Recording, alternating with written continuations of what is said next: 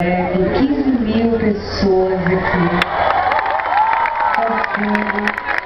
cantando junto.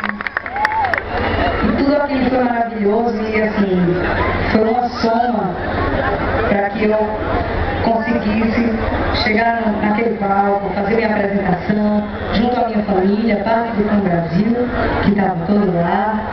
E então foi um momento muito especial, como eu falei, indissociável assim. E eu quero agradecer imensamente, aproveitar aqui. Eu sei que vocês prepararam esse espaço para me homenagear, mas que nada, eu que estou honrada de estar aqui com a praça tão cheia, com tanto paraibano que veio me prestigiar, que veio ver meu trabalho, que está torcendo por mim, que eu tenho certeza que torce pelo meu trabalho. Então, gente, é uma experiência gratificante, assim, sabe? Você sair na rua, ver seu trabalho é conhecido, ser acarinhado por todo o público, é muito especial.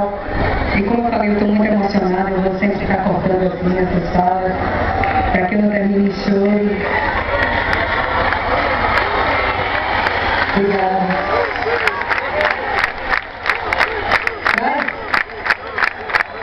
Obrigada à Prefeitura Municipal de João Pessoa, que me ofereceu esse espaço aqui. É o meu primeiro show de 2014 e assim a gente começa com o pé direito. Um show em casa, com minha família, com meus amigos, com meu público, com músicos paraibanos ao meu lado. Vamos aqui levantar a bandeira da Paraíba.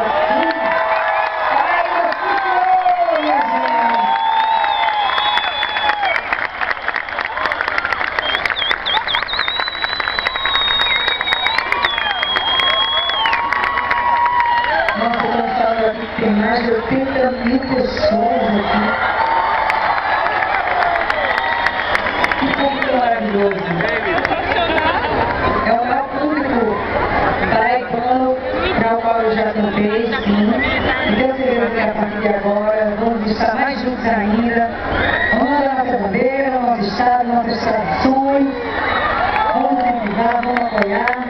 Estamos juntos, minha gente. Contem comigo. Minha arte está a favor de vocês e eu quero sempre me aprimorar. Bem, já falei demais, por favor, leve aqui a nossa bandeira.